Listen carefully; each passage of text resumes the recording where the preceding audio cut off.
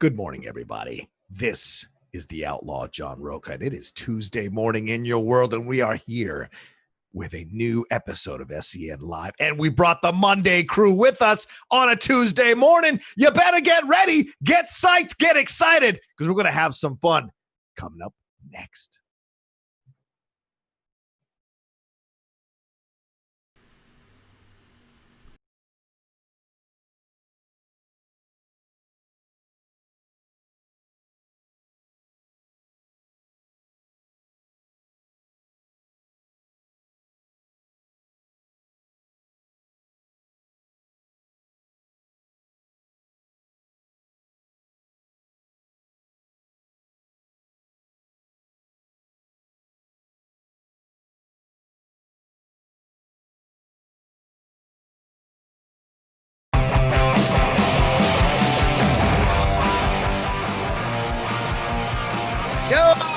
Good morning, everybody. Welcome to another live episode of SEN Live here from the Schmodown Entertainment Network. I am your host today, John the Outlaw Rocha, and I'm incredibly excited to be sitting in for Christian Harloff because you know he's handling business to bring you more and more quality entertainment into your world. But we have assembled the Monday crew. The Monday crew is back again. Let's go around the horn and introduce everybody. Kate, the lovely Kate Mulligan, the Mandalorian rocket on your chest there. He said on your chest. Please don't say on my chest. Say on my daddy. Well, it was nice while it lasted, guys. I like that she already has a beer stein. I dig that. What is that? That's Dickie. I said to Dickie, I was like, "Could you make me an iced coffee?" And then like, oh, like, wow, we got the foam and everything. That's nice. Not me. I can't ask my girlfriend to do anything. I get the Gloria Steinem speech. Get it yourself. I'm a woman. Respect me. I'm like, all right, honey. I'll go wait, he gave me the Gloria Steinem speech. But, great, Gloria, bring me a beer Steinem. You know. Boom. Nice. Right down below, there he is, Brett Sheridan from his marital bed. How are you, man? Huh?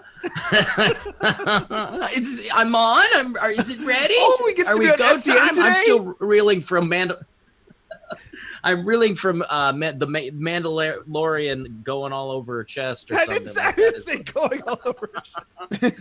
Is it rocking out on her chest? Rocking out, yeah. I guess that's what the older generation used to call it. That's a good one. That's a good one. Oh, that's great. And right next to him, he is, he is an incredible dude. I've had the pleasure of getting to know over the last year or so, but really kind of went next level recently with his incredible work raising money for Black Lives Matter. My man over there, Ben Goddard. How are you, bro? I'm good, man. Always the good Twitch to be back. Prince is what I call you. I had to change the name, but always good to be here with the Monday crew. It's gonna be fun. Absolutely. And of course, making this all happen, and all of us, including you all watching us or listening to us, needs to give a huge shout out to my man over here, RB3. What's up, RB? Yo, what's up, everybody? I hope this works out today. I mean, there's something completely different that we're doing, but I think it's I think it's working out so far. I hope the live chat could chime in and make sure everybody hears everybody and everything. But yeah, I'm excited to see how this goes. Absolutely. We're going to give all credit to RB3 throughout, not like outlets weren't giving credit to Meeting Up. We're going to give credit to RB3 all throughout for all the stuff he's doing here on the show. And yes, what he mentioned there, you heard the music, you heard the intro. We are back to doing things. This is one of our first guinea pig episodes doing things like we did before. That means the Schmobot is on. The Schmobot will be on. $20 donations will get you, to suggestions for topics. If you want to suggest, scenarios for us to play out, imitations to do, or impressions, all of that is available. The Schmobot will be turned on at some point. We need your super chats, your Streamlabs, all of that rolling through here as well. We're going to get into some Star Wars stuff, get into a little bit more of the Oscar stuff, and then we're going to figure out what our topic is going to be for the second hour of the show. All of that here on the SEN Live. So please keep those Schmobots coming, keep those super chats coming, and yes, keep those regular Streamlabs coming as well. Right, Ben? Yes, sir. I'll be reading all of them out, guys. Streamlabs and super chats. I've got them right here. So what we need you guys to do, we're going to do really got the flow of the show down. We're going to get to the news in the first hour, and then the second hour, we need a topic from you guys. So send in your Streamlabs, send in your Schmobots for topics. We did best scores yesterday. We were thinking of maybe movies that made you cry, guilty pleasure movies. Send them in. Crew. Testing the Schmobot, hoping us and buggered it. Excited to see Kate, RB3, Benna, and Brett together. Oh, and Rocha as well. Hey. Okay, so we got our first couple come in. Nice. We have one from Anthony Nugent and one from Lucas as well. So I'm going to replay the one from Lucas real quick. 1 second. All right. Lucas Shashek? Yes. Yeah, Yes. respect. The great That Lucas. guy. Is Shashek Redemption? So I'm going to go ahead and replay that. But yeah, y'all go ahead, continue. Okay. All right. Yeah, we're gonna get also. What was what have you guys been doing? How's it been going? I know Brett's been on the show every day, but how about everybody else? What's going on in your worlds? That's my favorite on-running joke. Kate, what's going on in your world, Kate? What's the update? We are doing fine. We're fine here. How are you? We're doing fine here, guys. Blink twice. No, we're sort of trying to navigate, like, with the state sort of slowly reopening. We're trying to figure out. Yeah. I think there's part of me that, like, is more nervous now than I was at the beginning of this, because after 3 months of being locked in a house with my 2-year-old, if I got COVID now, I'd be that much madder. Do you know what I mean? Oh, right. So it's almost like when your bank account is full. It's like when you like save the most money, because you're like, look at that number, but then like when you go broke, you're like, I'll just spend my last dollar anyway. What does it matter? That's at least how I operate. Okay. I just sort of feel like my bank account's full right now, not literally, believe me, but like Yeah. I'm like, oh, Lucas Shastek don't Oh. Okay. $20. Oh. Does this work or will it blow up the show? it's a mixed reaction, Luke. Yeah. Yeah. I'd say it's working. I don't think it'll blow up the show. I'd say it's working. This is where I'll add in if you're. Oh, go ahead. Donated $20. Yikes. Does this work or Yeah. If you guys are wondering how cool it is to be on the show every day, this right here. Now, there's not somebody else in the room reacting to this right now, but I'm luckily in my own room. So great to see Oh, everyone for the love of today. God. Hi, Mama Lion. You are killing it as a manger this year, Ben. I knew you were going to crush it this year. Still believe you will be Rookie of the Year, Rocha, sir. Can't Thank you. wait for the Founding Fathers win another match. Love you all. Nice. Thank you so much.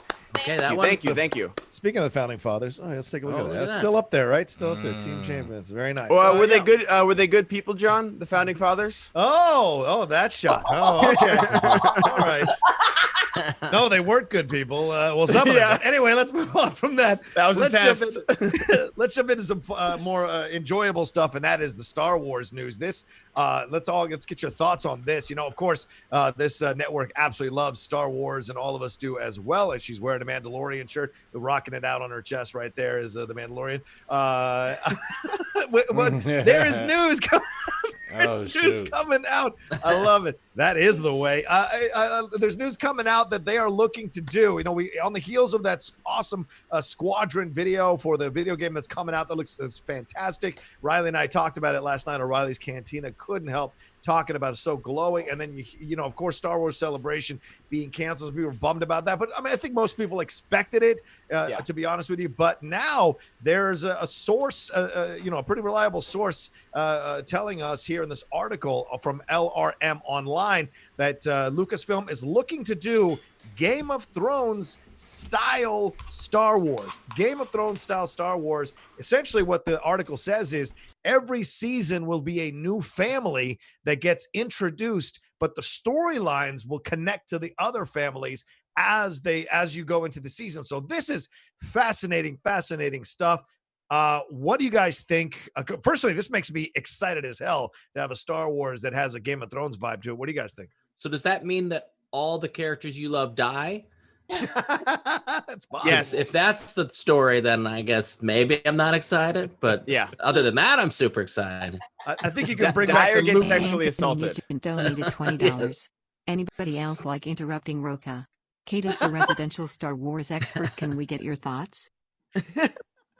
Yes, Kate, as original Star Wars expert, can we get your thoughts? Yes, Anthony Nugent is my baby boo boo.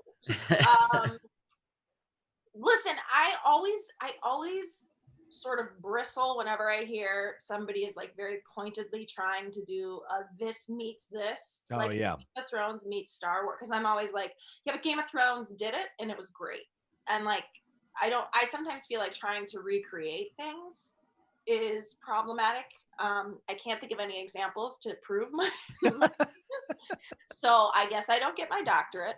No, I think yeah, I guess it just depends on how it's done, because I think if it tries to have like the shock value, or like I can't imagine that Lucasfilm is going to do like, they're not going to have like a red wedding. Yeah. But if like, they're trying to like do Game of Thrones, like I don't know. I just there's a way to do something in the spirit of, and there's a different way to do it trying to be it. And if they're doing it in the spirit of Game of Thrones, I'm game.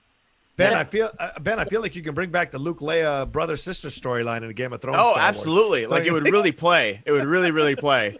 I get what they're trying to say, because like the prequels were kind of Game of Thrones-ish with like the political intrigue and Palpatine coming to power and stuff like that. It was just done poorly. Right. So I get like what they're trying to go with like seeing behind the scenes, and I'm excited for it. Like I said, I think people are more open to Star Wars if it doesn't have to do with the Skywalkers. That's why people didn't really like The Last Jedi, because that's not my Luke. And that's why I'm kind of nervous about the Obi-Wan show. And Anthony Nugent donated $100. Oh my gosh, Anthony. Mother from Baby Boo Boo. Thank you. There it is. Thank you, Anthony. I appreciate it. Thank you so much, Anthony. Keep going, man. Keep going. But yeah, like I think like I still wanted to see that Coruscant underground street level show that we got. Underworld. Yeah, we've seen the top tier of Star Wars, and I realize that's Game of Thrones. Like it's all the royalty going through this and like political intrigue. But I want to see an everyday life of Star Wars. I don't need to always see like that's why I like Mandalorian, because these people are just trying to get by day by day. They're not at the Jedi Temple or at the Senate on Coruscant. Like I want to see those lower levels. Like I like that street level Star Wars. Like it's a galaxy. It's not just like, even Mandalorian is still going back to, hey, baby Yoda. We know Yoda. It's like, no, like there's this huge thing. We have an entire galaxy. Let's explore this whole galaxy. Yeah, absolutely. I agree. What do you think about there, Brett? Oh, sorry, I just had to sneeze. No, I think the joke about it being Game of Thrones is, that we joked about it. Yeah, that it might be more, vulgar or whatever. I saw something about space breasts in the comment section that I'm following, just to make sure that everything's not going bad. This motor's a little glitchy, but it's okay. She'll get better. She'll learn. But I think having the connecting characters and everything is a great idea, and it sounds fun. And I'm excited about new shows, and I really love The Mandalorian. So I think I'm down. Yeah, RB3. Do you think they're pushing the? I mean, because it's Disney RB3, right? I mean, Andre Porter donated $20. Today is my birthday, and it's great seeing the majority of the crew back. Oh, happy birthday, Andre Porter. Happy birthday, Andre Porter. Happy birthday. Thank you so much, Andre. Nice. Happy birthday. Me and Andre Porter are birthday brothers, because my birthday's tomorrow. So. RB. Nice. Thank you. What are you doing for it? What are you doing for it, man? What am I doing for it? I'm actually going to be doing a live stream on my YouTube channel, First Cut. Be sure to check that out. Birthday live stream. And shameless. I mean, hey, I just gotta plug it. You know what I mean? I better get Josh Trank better stop by for Dim. I mean, everybody, y'all can come on too. Y'all invited. All right, for sure. All right, yeah, put the link in. I'll definitely stop by. But RB3, this is Disney, right? Mandalorian and Rogue One are as close as we got to like gritty Star Wars. Certainly Darth Vader, that scene in Rogue One where he is slicing people up left and right. And of course in Mandalorian, we saw the stormtrooper's head on pikes. We saw that as well. So like and we saw a little bit of that at the end of Clone Wars too, with Ahsoka Tano when she walks up to that ship and sees that as well. So is that as close as we're going to get? Because you hear Game of Thrones and you hear Star Wars and you get excited, but then you hear Disney and you wonder, well, how deep are we going to go? How dirty and gritty and brutal are we going to go? Yeah, I don't think it's ever going to get to the point of like being R-rated, excessively violent, in the case of Game of Thrones, also highly sexualized. I don't think it's ever going to get to that point. Yeah. I think it's just going to be like cartoon violence. It's going to be fun violence. I remember, Brett, you said on the show a few months ago that your kid just liked The Mandalorian because it felt like Star Wars violence, right? Like it's just easy, kind of, it's just guys in masks and you have no idea who they are and they're getting shot and there's no blood coming out. It's just fun. Yeah. So that's the extent we're going to see. I mean, to the point of like how dark is going to get character wise. I mean, when Brad had mentioned like, are your favorite characters going to die? I mean, that's literally what happened at the end of Rogue One. Yeah. Like all of them died. So they're not afraid to characters. They were just people that said lines. Yeah. Oh wow, that's the criticism coming in. Wow. Okay. Movies. Right. Oh God, don't get me started. Oh boy. Yeah, please don't get you started. Yeah, go ahead, keep going, everything. But I think to counter at least what Ben's fears will be here in terms of like characters just saying lines. If it's a TV show, you have plenty of opportunity to develop these characters to the point where if they do end up not making it towards the end of the series, you do really care and are emotionally moved by that. So I'd love to see Star Wars take that kind of challenging realm to being different too. So I want to see that. I feel like we had this last trilogy and we're like, okay, fine. We dealt with Luke, we dealt with Leia, we dealt with Solo. Let's move on and let's create new stuff. And yes, Mandalorian does touch upon that time frame, so that keeps us a little bit still tied. We do have a Kenobi series. Cheryl _Dick_Pants donated $20. So great to see everyone again. Kate, you're a lunatic and I love you. RB3, you're an angel. Then you blew it twice. Shout out to 4th round Rocha. Brett, you're the best. Thanks, Cheryl. Thank you, Cheryl. What did you blow twice? I don't know. Apparently, every girl that's ever come on SEN, I've had a chance at dating. I don't know. You blew it with me, man. We could have been something. I could have been rocking out on your chest. Oh no! There it is. Oh boy! Yikes! All right. Anyway, I remember when I first started doing Far, Far Away with Lucas Tiffany. Shashek donated $20. When will we get a La La Land Star Wars adaptation where we follow the story of a struggling artist who moves to Coruscant to save flowers? That's a great suggestion. That is a great suggestion. I like that. And we'll get Scott Mann. It's the greatest Star Wars. That's different Lucasfilms. That's amazing. But I mean, when we were Far, Far Away years ago, I remember Riley and I, or Tiffany and I can't remember what episode, and we talked about. 323 donated $20. Oh, thank you, Shug. Ben Goddard's rear end and Kate being the best manager in the league. Sure. Brother Bay 3, you two are amazing. And Dad, you still haven't come yet with the milk. Shout out to the Bandit Brigade, the best fan group out there. That's right. There you go. All right. You like Shug. Shug is a bandwagon guy, so respect the fact that he went with the Bandit Brigade. Anyway, don't expect his loyalty to last. What I was saying is that overall, I think what's interesting about the situation is that you wonder how much further they can go with Star Wars, and you Lawrence to make Lee it. Donated $20. Oh my gosh! You all are so amazing. Officially working July 1st. Hey! All right, yes. Congrats. Congratulations, Larry.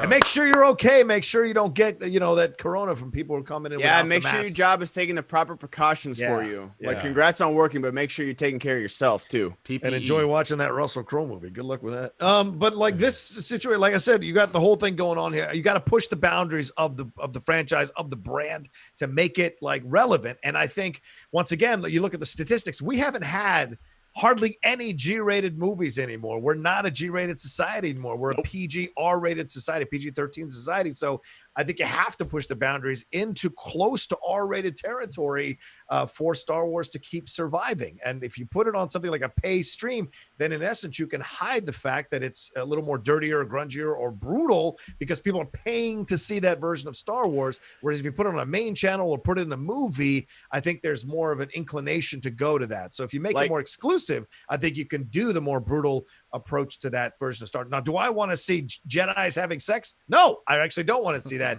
but I do want to see grittier storylines. And on Far, Far Away, I think I did mention it one time, I'd love to see a Game of Thrones style Star Wars right when they were announcing those Star Wars stories films that they were going to do, Rogue One being one of them and Solo the other one. I wanted them to push the boundaries. So I'm excited by this. I love this idea. Do you think, because Disney bought Hulu and everyone was saying like, oh, the more adult stuff will go on Hulu. I mean, this is Star Wars. This is like Disney's bread and butter now, along with Marvel and Pixar. Like that's like their face. do you think that this would be something they might skirt to Hulu, even though, like you said, like, you know, it's the same thing with like Dark Knight. Everyone, there was like that famous article that came out. Nugent donated $20.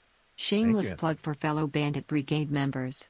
Subscribe to the Let's Get Ready to Talk Schmodown for great interviews, 14-minute rants from Fierce Whiskers Muthana, great analogies by the one Suge Knight 323, and incisive thoughts from Justin Hamilton.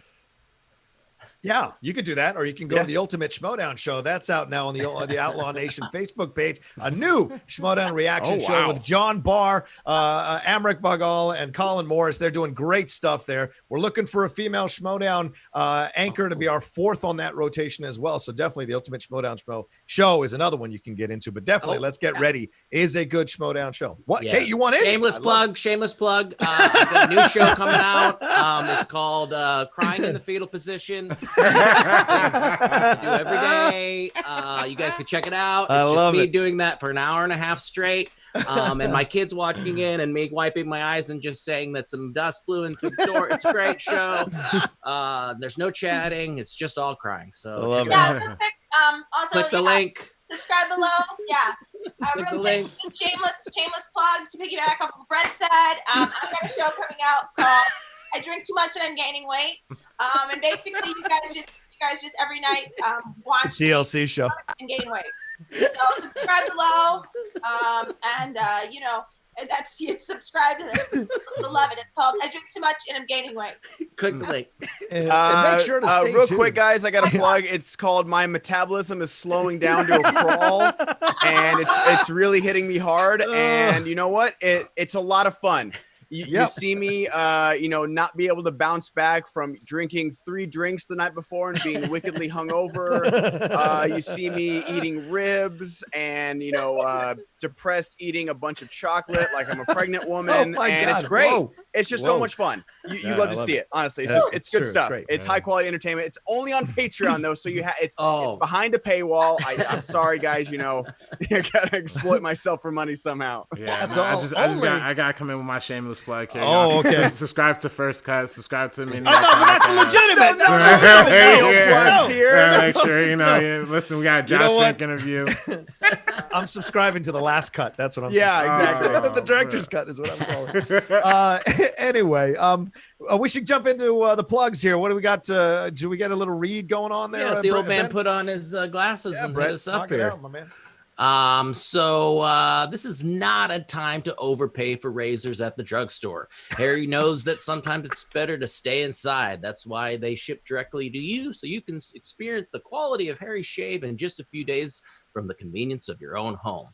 What I love about Harry's shave is because I'm a cheap ass. I love that they are cheap. I used to go to the store and get the Mach 17s with the 17 blades or whatever. It's like $30 a pack, total waste of money. And these are much better and much more valuable. So you got to join the 10 million people who have tried Harry's, claim their special trial offer by going to harrys.com/SEN. Harry's is a return to the essential. It's just quality, durable blades at a fair price, just $2 a blade. They cut out the middleman, manufacturing blades in their German blade factory that's honing precision blades for a century. Flirtenflaus approved, which means you get incredibly high quality blades at a factory direct prices. Harry's is super convenient. Blade refills are directly delivered to your door on your schedule with or without a prescription or a subscription. Sorry, I just went to the eye doctor to get a prescription the other day and didn't get it. And you feel good about the purchase. 100% quality guarantee. If you don't love your shave, let them know and they'll give you a full refund. 1% of the proceeds are set aside for nonprofit organizations devoted to helping provide access for better health care for men and veterans. Nice. All right, so this is what you need to do. The listeners of the show need to redeem their Harry's trial set. Trial set at harrys.com/SEN. You'll get a weighted ergonomic handle for a firm grip, 5-blade razor with a lubricating strip and trimmer blade, rich lathering shave gel with WB releasing Inception for its 10th anniversary. I'm gonna cut that off and you continue to read. Okay. Perfect. With aloe to keep your skin hydrated, a travel blade cover to keep your razor dry and easy grab to go. You go to harrys.com/SCN to start shaving better today. Boom. Man, I think that was flawless, folks. What do you think? Yep. That was great. Fantastic. I like the part about the German race. Speak, make them precise in the factory. We will bring them to you. Be hard on yourself about that, Brett. That's so hard to do. You did great. Yeah, that's a lot of words, Brett. Also, I'm like, oh, lubricating strip. Tell me. I do love these blades, and it's just, you know, and when I do, you know, unfortunately most of my shaving just happens here and on my back these days. Oh, okay. But Wow. You shaved it down and taught it to speak. Yeah. And then just this little area right here now. Oh, I like But it. Yeah. you know, the wife takes them from me, and you know that it all works out. Nice. I'm a big fan of Harry's. I love that stuff. So I'm gonna go. Oh, before yeah. we get moving on to the next thing, Yeah. I do want to replay that Streamlabs donation from D Train. This is Absolutely. coming from D Train. Love D-Train. Yeah, 1 second. Yeah. Is perfect for Train our donated audio $20. With WB re-releasing Inception for its 10th anniversary on July 17th, 2 weeks before Tenet. Can those two movies actually be connected after all? Is WB trying to get fans ready for what's to come? Super excited to find out. Ooh, that's an interesting point. I hadn't even thought about that. I was just more Pussy caught Lip up on the 69 donated There it is. $20. Okay. Hey guys, it's the 25th anniversary of Batman Forever. I Yes. fucking love this movie. The song Really? by Seal is epic. Yes. Yep. Kiss from a Rose is great. The WB situation, I'll try to answer before the next one comes in. The WB, I like the idea of doing it. I didn't even think to connect it with Tenet because they're also adding. _ Jason _ Ali donated $20. I love seeing the crew back together. RB3, you're killing it engineering from home. Brett, you're always hilarious. Ben, good to see you back on SEN. Kate, always brighten up the stream. And Rocha, you're always incredible helming the ship. Thanks, Thank glad you. it's working. Thank you. That's very kind of you. So to go back Lawrence to the Reese third. donated Okay. $20. Oh my God. Subscribe to the meaning of podcast. And Ben, thank you for raising all that money for a great cause. Yes. Thank you, Ben. Thank you. Thank you. Such a great cause.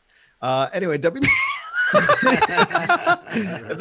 WB is also releasing like 10 to 15 minutes of extra footage for Tenet, and then a bunch of Pussy Lip previews. 372.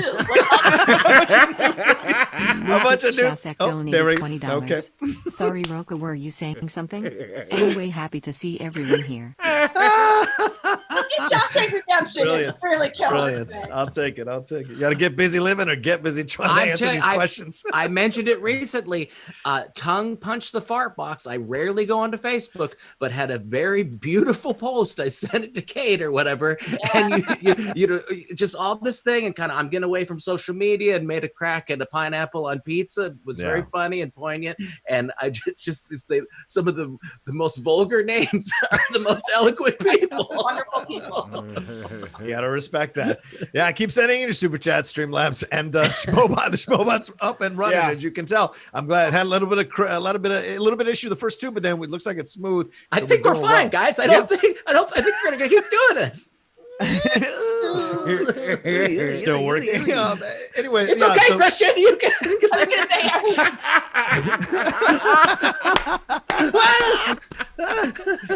You got other stuff that they're going to preview as well. They're like their upcoming movies for the rest of the year. They're going to put some exclusive footage out there. But we just did Inception for the Cinephiles, and in my mind, that entire movie is DiCaprio's character's dream. Like none of it's real in my mind. It's all his Spoiler Inception. alert. Yeah, I mean, if you haven't seen it, for God's sakes, it's been 10 years. Get on it. Yeah. What was the second thing that they were asking about? I forgot what Pussy Lips asked. Oh, what did Pussy Lips ask us? Yeah, Batman Forever. Oh, Batman Forever. Like, I tried watching. And what about you guys? I tried rewatching. You do? I Still? love the aesthetic of that movie. Okay, I love Gotham, like all the skyscrapers being held up by like these giant statues and stuff. Joel Schumacher did what he was asked to do. He sold toys. He like Batman Forever. Batman Returns is a good movie, but it didn't sell anything. Nugent donated $20. People also thought the captain of the Titanic was also a great captain at the helm of the ship until after the fact. Just saying. You all right, Luca? For an old man. Hey, Anthony, New Zealand doesn't have any coronavirus cases. How's it going in Australia? Catch up. You suck. All right, go ahead. Keep going. Jeez. Jesus Christ. One of the best donators to the show. Hi, baby. Boo alone. I'm sorry. I don't mean to mess with you, baby. No, just I like that was my first Batman I saw in theaters. Okay. I was too young to go see Tim Burton's. All right. Hey, at least I'm not RB3, whose first one was probably Batman Begins. It was Batman Begins. You're right. You're right. RB3, what are you turning tomorrow, by the way? 23. Nice. Michael Jordan. Michael Jordan. You can say LeBron James too, but you know. Oh, either way. LeBron. Wow. Oh, you know what? You can call it your LeBron James year. That's fine. Thank you. Just waiting to 24 to hit the Kobe year. You know what I mean? Yeah. All right. Well, I guess I already hit it when I was 8, but you know, coming again at 24. We'll go with the 24. We don't talk about Kobe's 8 years. yeah, that's true. I like Jordan's second number. Anyway, so what I was 45. Whatever. Let's move on. What else are we talking about? Oh yeah, the Batman Forever. I tried to rewatch it again the other day because I used to love it as well. Because that soundtrack is the best. Whole soundtrack so good, right? I mean, it's not just Seal. You got U2 on there with "Hold Me, Thrill Me, Kiss Me." You got a Massive Attack with Tracy Thorn. Hunter gets captured by the game. You get the Offspring. The Offspring. It's such a great soundtrack from the 90s. Right? Ooh, yeah. Smash it up. Yep. Smash it up. Yeah, when Robin steals the Batmobile. Yeah. Batman and Robin. I tried Batman and Robin again the other day. That I still can't finish it. I just can't. That was Batman Forever was one of my first CDs because that soundtrack was amazing.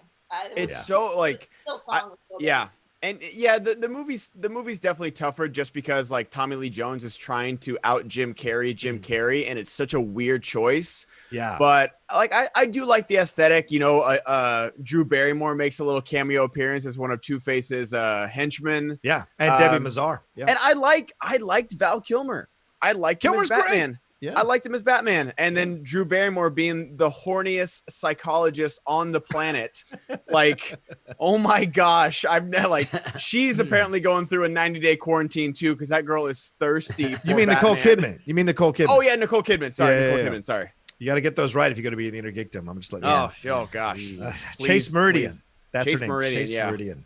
But yeah, you're right. They had great chemistry, actually. I enjoyed him as Batman. And, he talked about it recently in an interview, and he said, he said Warren Buffett showed up with his kids on set one day, and they made me stay in the Batman outfit to meet his kids. And all the kids wanted to do was look at all the Batmobile stuff and the weapons. They could give two craps about who was under the cowl. And he said that was when I realized that I didn't want to play Batman anymore. It doesn't matter who's under the cowl; it's the cowl that sells. And you're just like, oh wow, you didn't think about it like that. Yeah. So I'm trying to put together that Warren Buffett was Warren Buffett before I knew about him. You know what I mean? like Warren Buffett was around in the 90s? Oh, yeah, of course he was. Yeah. He's 98 years old. Of course he was around in the 1890s. Anyway. I thought you said Warren Beatty, so the story took a whole different turn. I also thought you said Warren Beatty, so yeah, I'm right with you. I'm just happy you two knew Warren Beatty. With this, so I mean, I think I don't think it holds up as well. And Tommy Lee and Jim Carrey hated each other on the set apparently because Jim Carrey was always improvising the scenes, and Tommy Lee is like very strict about stuff. So it was an issue between those two guys. But overall, a good movie. Yeah, we could argue a good movie. I agree. All right, keep sending. Do we have any super chats or Streamlabs? Yeah, I can read a few right now. Yeah, let's do that. Shu Kwand. Hi guys, couldn't listen to yesterday's show live, but one of my favorite scores is Carter Burwell's score for In Bruges. Yeah. It is very understated and works so well as a backdrop to story.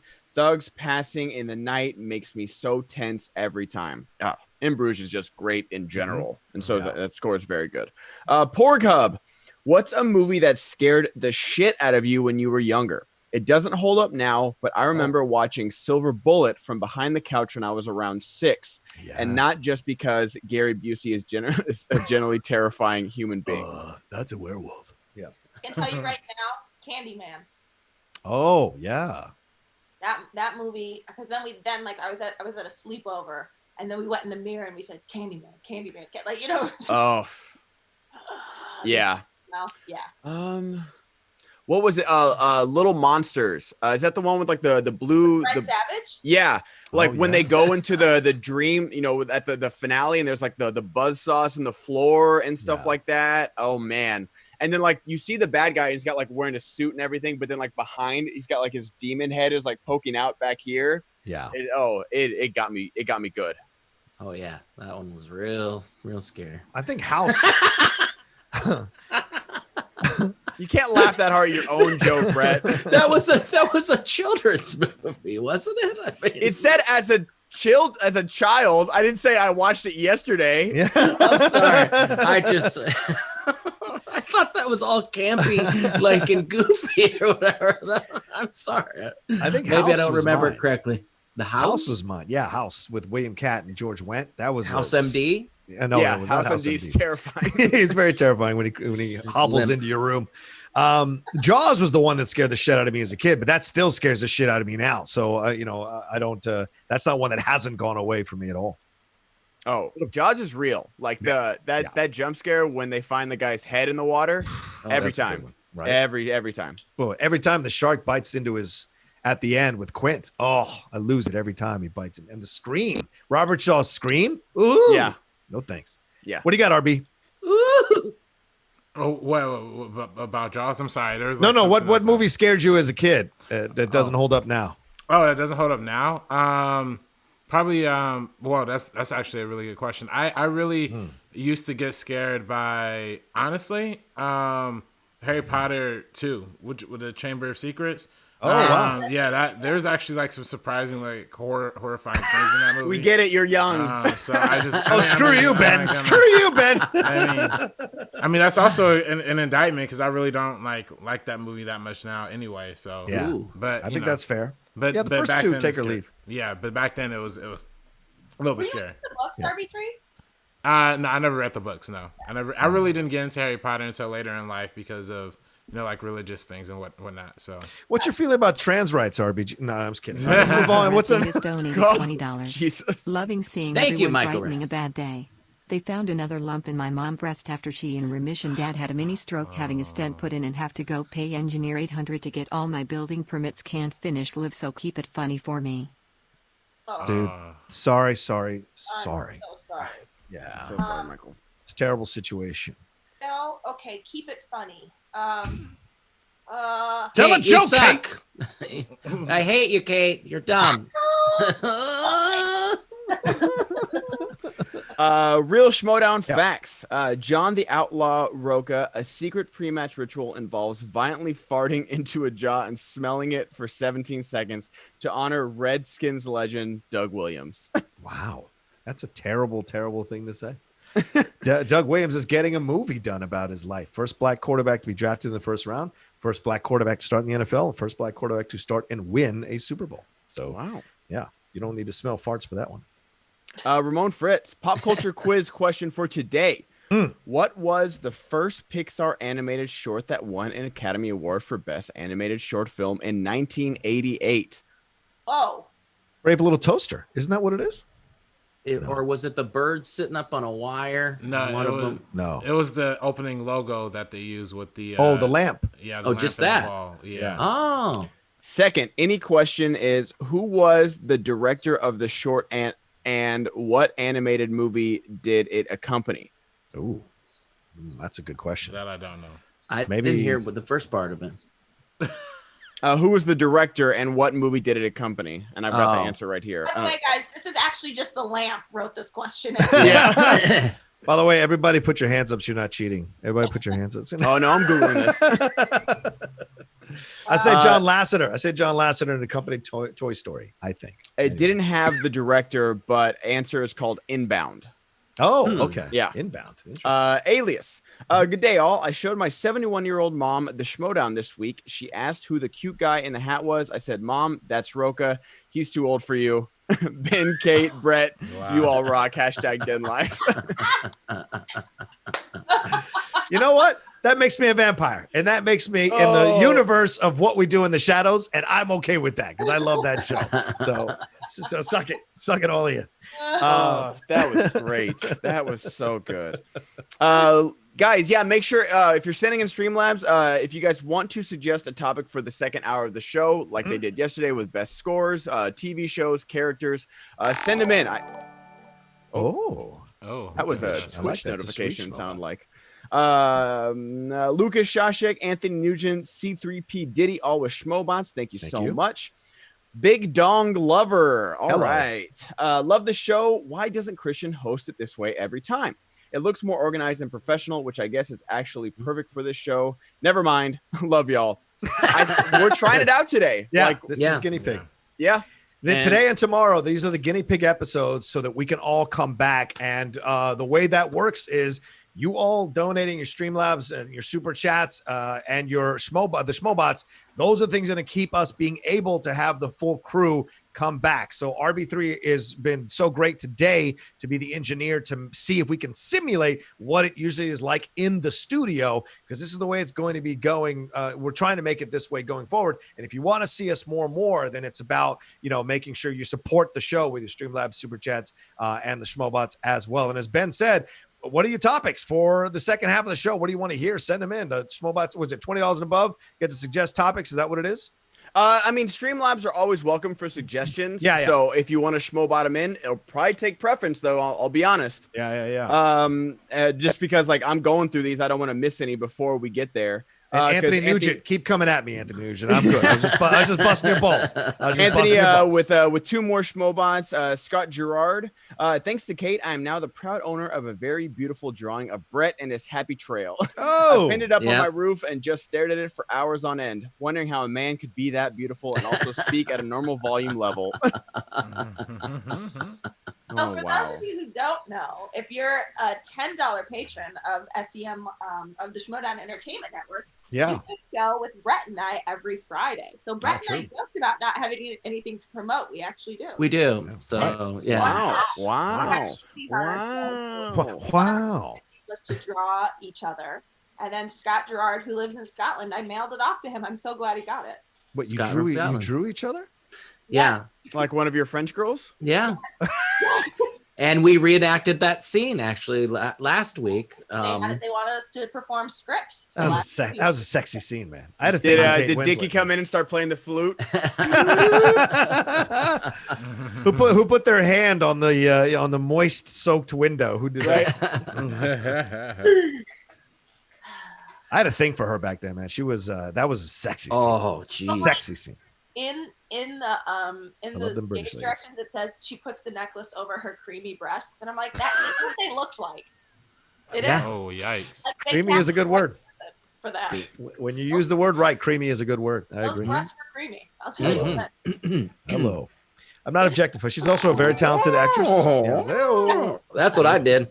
Hey, I just got a $5 slot. That's what that sounds like to me. Oh no, let's keep talking about creamy. Let's keep going with that. Cream, get on top. Cream. All right. Anyway, Andre Porter with the Schmobot. Thank you. Impulse 27. Question: the girl I like wants to watch Star Wars. She's never seen it before. Should I tell her to watch 4, 5, and 6, 1, 2, and 3, then 7, 8, 9, then Solo and Rogue One? Gracias, mi amigos and amiga. So this question gets brought up quite often. Really? Okay. How would, it's the same with, MCU. Like, do you watch them chronologically or do you watch them by release date? And the same question for Star Wars. Do you watch Star Wars? Do you introduce someone to Star Wars chronologically, prequels first? Or do you, and then, between Rogue One and A New Hope, do you watch, Revenge of the Sith, A New Hope, do you watch Rogue One and Solo? How would you introduce someone to Star Wars? Good question. Yeah, to me, I'm sorry. Go ahead, Kate. No, go ahead, Robbie. Go ahead. To me, there's only one right answer, and you got to start with the sequels, the sequel trilogy, because I think those are specifically made for people who are newcomers to the whole thing. So if you don't want to if you want to try showing them the originals, you can, but there's for a lot of people, not just for general moviegoers, not just for film fans, for general moviegoers, the way that the new Disney movies are made are accessible for new fans. So I think that's the way to do that. Then you do the original trilogy, the 80s trilogy. Then you kind of go into the prequels, because I feel like the prequels is so inside baseball, almost. At least more inside baseball than the sequels and the and the originals. So that's just what I think. I do agree with the prequels and Rogue One and Solo being really, really referential Yeah. So I wouldn't, even if like I'd never start with the prequels because I don't find them very enjoyable. But like they are very like, oh, I know C-3PO. Oh, I know Ponda Babu and his friend in Rogue One. Like, oh, you better watch yourself. Like someone would be like, okay, who's that? I haven't seen A New Hope yet. I'd start with the original trilogy, but I do get what RB3 is saying is that The Force Awakens is a perfect opener for literally anybody for Star Wars. I do agree with that statement. Yeah. What do you say, Kate, as the Star Wars expert? I would say watch it the way that we watched it. Like, watch it the way the world watched it. So watch them in the order that they came out, because I think that's how it made sense for us. I mean, like 4, 5, and 6. Like, I also just I just think you got to watch it where it all began, and that's New Hope, and then I think you could sort of go. Anthony Nugent donated $20. Brett and Kate's show about making their show was fantastic. Sadly, never caught it live, but drag Brett/Brenda and Milky Alcohol Kate are bloody riot. Kate. I wonder what we can do to get the Schmobot to say live. Yeah. Live? I have no idea. I like Coruscant. That was my favorite. I do like that too. What about you, Sharon? We did it that was a big discussion with my son and other fans of Star Wars. And it was like, what do you do? What do you do? And eventually we did chronological, because that's how the story is told. And that's how, just because I think a lot of us older folk, we hold on to the, New Hope and watching in that way. But they don't get the reveal. It works better if you're working. So if your girlfriend is a small child, then go that route. that's and also go straight to jail.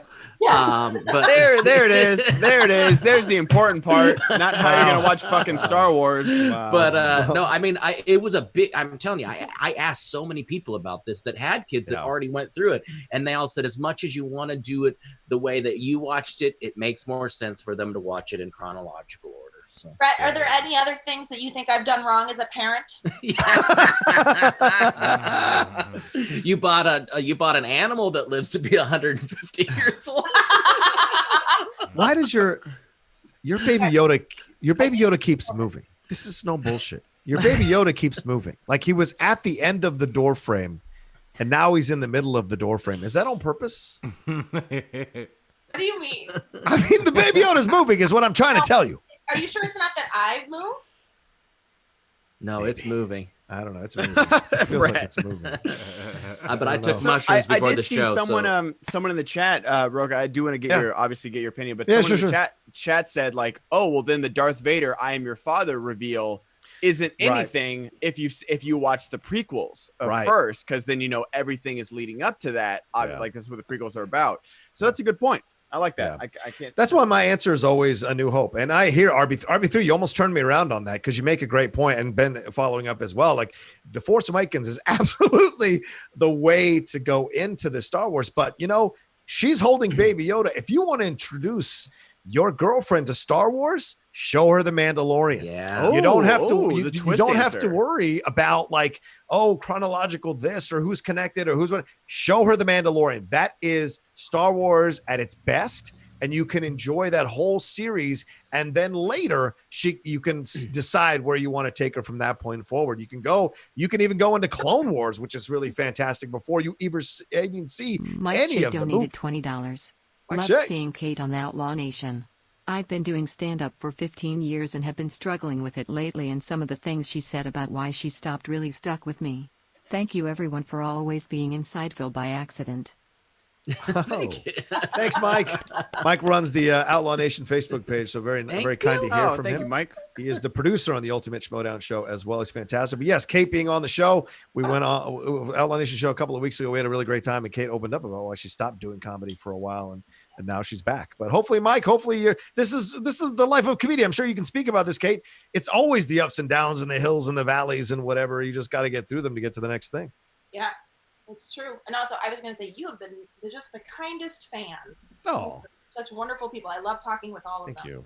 Yeah, I did great. I hope the fans here are going to be kind to us and leave us some likes on this video. I believe there's 770 some people watching right now, so make sure you all click the like button and get this video up, and make sure the more likes we get, the more people are going to be watching long term down the line. Yes. So make sure we keep that moving. Absolutely. Yeah, there's Absolutely. 830 people watching and only 250 likes, guys. Let's get to at least 500 by the end of the show. Yeah. At least 500 by the end of the show. None of us can do the like auction like Brett and Christian do, so we're just gonna ask you nicely to please like the video and get us to 500 likes before we end this thing. Thank you so Kate much. will rip Baby Yoda's head off. Yes, very I true. mean, that's. It takes 2 seconds to swing that mouse over there and hit the thumbs up button. So thank you. Thank you. All right, what do we got next, Ben? We got any more?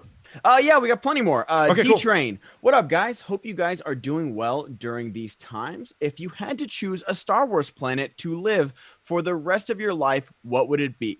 For me, it would be Coruscant because I'm a city person, so it'll be easier for me to adapt. Ooh, nice choice. I do love that it's Star Wars planet because all Star Wars planets are one thing. Like it's just like, and like when in Star Wars when they take over a city, they've taken over the planet. I always feel like Star Wars really underrated how big planets are and how hard they are to take over an entire planet. But yes, what Star Wars planet would you guys want to live on? I've taken over Australia. I now rule the planet. Exactly. Wait, what? No, I've taken over Los Angeles. I've taken over the planet. I think, and I know people are going to give me shit for this, but I say Cloud City. I've always loved Cloud City. The irony of missing Bestman, but I've always loved Cloud City. It's such a badass creation for a city, and having Lando in charge of shit would be cool as well. So I've always been a fan of Cloud City. May not have known where it was located at times, but I love Cloud City. I know I'd fall off. I just know I'd fall off. Like, I know I'd be that guy. Just walking along on a date, and he's like, "Oh, really? Absolutely. Let's cut down this alleyway." Oh! Subscribe to the meeting. Nah, literally, that would be me. What's that? What's that? What's the one planet in Rise of Skywalker that Oscar were posed from? Or that pose Kajimi? Kajimi, yeah, I could live on there. Just like Compton at night, the helicopters going around. You know, I'd go straight comfort. I'd go Naboo. Naboo is like the perfect like city, but then countryside right there as well. I feel like they're very in tune with nature, so I like it. Sheridan, where did the Ewoks live?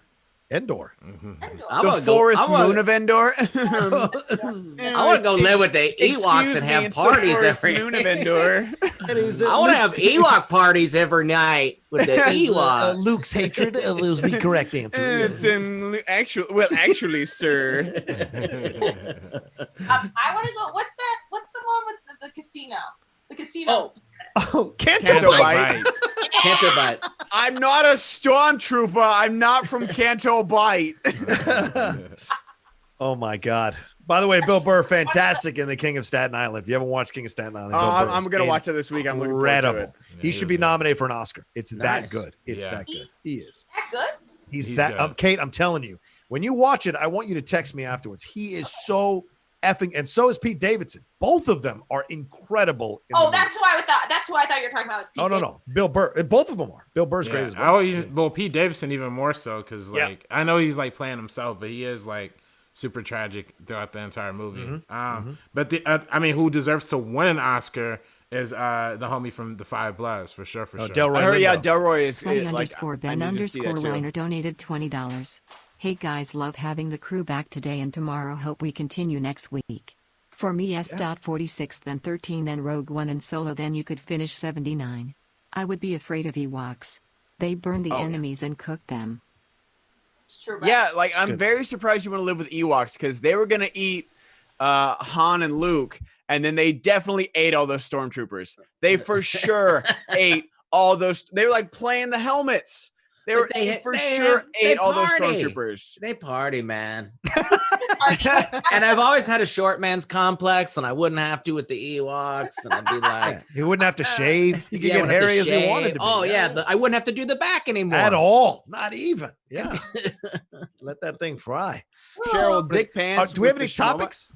Or no? Yeah, I'm still going through these. Okay. So send them in, guys. I'm getting to them. Cheryl Dick Pants, Lucas, Shashek, Suge Knight, and Lawrence Lease, and Anthony Nugent, all with Schmobots. Thank you so much, guys.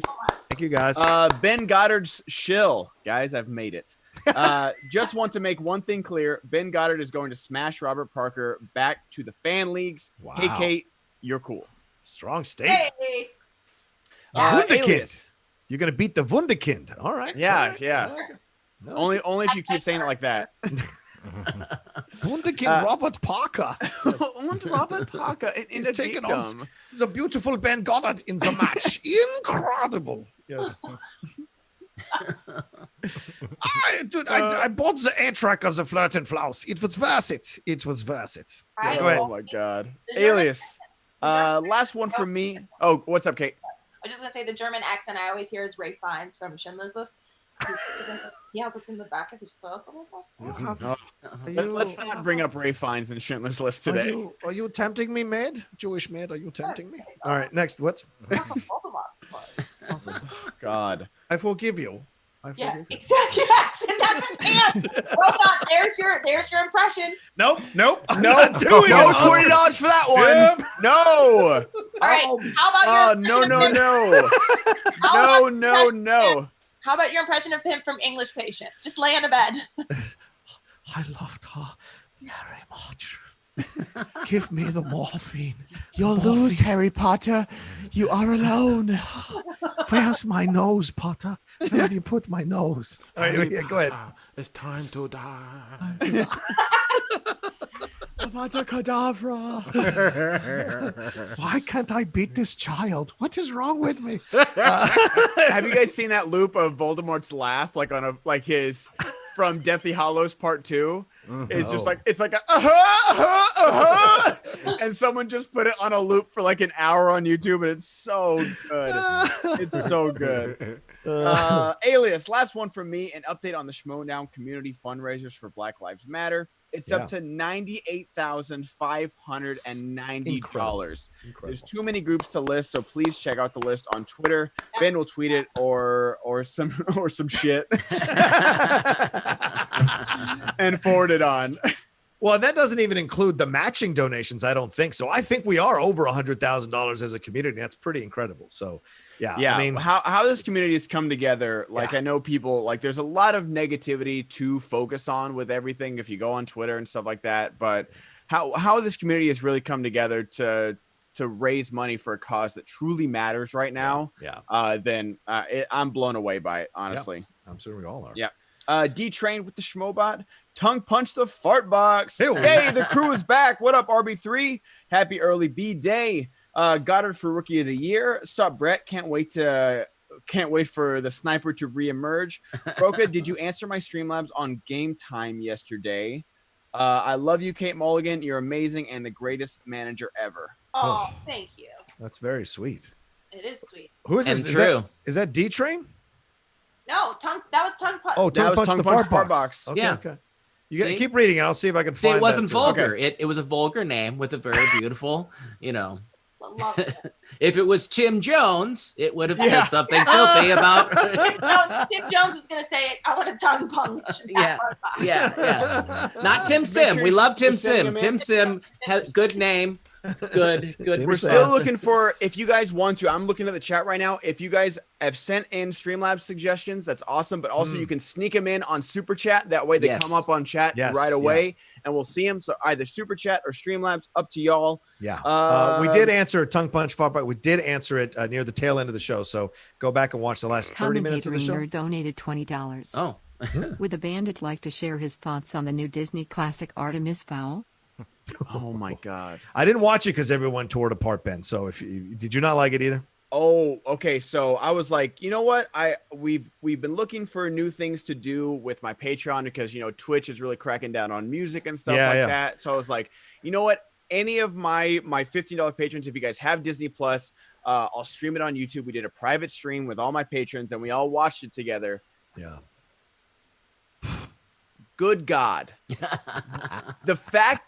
Just starting with the fact that they were going to release this thing in theaters is the most mind-blowing thing. And halfway through the movie, or a little halfway through the movie, you think it's already rock bottom, but then Josh Gad unhooks his jaw because he's a dwarf. and starts eating dirt and shitting it out, and that's how he digs through the earth. Yeah. Like that's not an exaggeration. That is literally the notes on the script. Like I wish I would have put in like the for blind people, they have the description of what is going on in the movie. English audio description service. Yeah. And I wish I would have had that on because I want to hear what that guy said about that scene. Like what is happening in this scene for kids. And it's just, they're over explaining everything, but you still don't know what's going on. Artemis Fowl is not the protagonist. He's the most unlikable leading person. Yes. Like that's how he is in the books. Yeah. But like, it's not even like a fun, like, you know, cause like Golden James Eyes Bond isn't donated likable, but hey, just wanted to say I fucking love all of you. Yeah. Oh, well, thank you very much for that. Thank you for fucking loving us. Fucking love you too, bro. Respect. Calm down, Chet Hanks. But no, that movie is a mess. Yeah. One of the gifts of having your own YouTube channel is that you do not have to review things that everyone else absolutely hates. So it was like, I'm not I literally said that, and my parents like, if I'm gonna have to watch this to maybe review it, y'all gonna have to share in this pain with me. And so subscribe to my Patreon. We almost watch it as a family, and now I'm glad I don't have to. Yeah, there are much better movies to not watch as a family. I need a good one that spans 9 to 46. That's that's my window. Love the 9-year-old getting film yeah, would you like to see turned into a TV miniseries? For me, it would be the classic war film, The Longest Day. Good question. The easy answer for me is The Dark Tower. Ooh, yeah. Like do a better version of it. Yeah. Just like anything, like I was so excited for that casting, you know, McConaughey and Idris Elba at the lead. Like I'll beat that joke into the ground. You will. What did you see? Greg on his nickname is Greg Idris Elba. But no, The Dark Tower for me. What about you guys? I like that. Yeah, I would personally say Malcolm X. It was a great movie, great biopic. Actually, one of my favorite movies and one of my favorite biopics ever. But I think it could also work really well as a miniseries because it spans like so much time and it goes through so much of his life. And I think if you even have more time to explore more of that stuff, it would be even more interesting. Yeah. That's what good. about you? What do you say, Kate? I don't actually know. I have to think about that one. Yeah. Thank you. I got an answer, but I'm probably gonna get shit for it. But I say Little Women. The way that what's her face did Little Women, Greta Gerwig. That was a fantastically engaging. That really, once again, I am not their target audience, but I love the shit out of that movie. So good. So if you were to follow them into a TV series and see what those girls did separately in their worlds and their lives and interacting with each other, but also building out their world, I think that could be an incredible series that people would watch for sure. I think that's what the kids call virtue signaling. Yeah, I'm sorry. I think anything that has to do with female or black rights is. Sorry, Rocha. We're getting woke. You go broke, dude. Sorry. I'm sorry. Conan the Barbarian. Turn that into a miniseries. Damn it. Anything with a woman lead is just being woke, bro. I want to see something about a black transgender little person, and I think that's. And everything else should be taken off television, and we should only listen to those old records that are too. Coming up after there gotta be a new character, Hipster Brett. Hipster Brett. I love Brett. Brett off camera is like, all right, I wonder what impressions I gotta come up with today. And then he's always coming up with shit in the middle of his show. You're the architect of your own demise, my man. Right? Speaking of, sorry, go ahead, Kate. What's I was gonna say, right before the show started, I was like, Brett, you're gonna need to put some pep in this stuff. He's like, don't worry, I got this. Don't worry, baby can turn it on. We should do another sponsor read here, Brett. Would you mind? I don't know if you can do it in your character, but if you can do it any way you like. Turn the schmobot off for a sec, bud. Okay. Oh yeah. All right, folks, again, we need to talk about ExpressVPN. It not only protects your privacy and your security online, But here's something else you may not know. It can also use you can also use ExpressVPN to unlock movies and shows that are not available to you and only available in other countries. Yeah. So now that you're stuck at home, it's only a matter of time that you'll run out of the stuff to watch on Netflix. So the whole week I've been using VPN, to binge watch, of course, Netflix UK. Rick and Morty. I know that's France is Rick and Morty. That's the one I wanted to get into. We weren't able to watch some. We can get that one in French. So it's simple to do. I just fire up ExpressVPN, change my location to the UK, France, Australia, Germany, anything you want. And that's it. It's just that easy. See, ExpressVPN hides your IP address unless you control where the sites think you are located. So you can choose from almost 100 different countries. So just think about all the Netflix libraries that you can go through. I know that, of course, the UK is going to be the one we're going to be hitting the most with my wife. So if you love anime, also use ExpressVPN to access Japanese Netflix and be spirited away. But it's not just for, see what they did there. Yeah, it's not just for Netflix. ExpressVPN works for any streaming service, Hulu, BBC iPlayer, YouTube, you name it. There are hundreds of VPNs out there, but there's no reason. But the reason I use ExpressVPN to watch shows is it's ridiculously fast. There's never any buffering or lag, and you can stream in HD no problem. ExpressVPN is also compatible with all your devices, phones, media consoles, smart TVs, and more.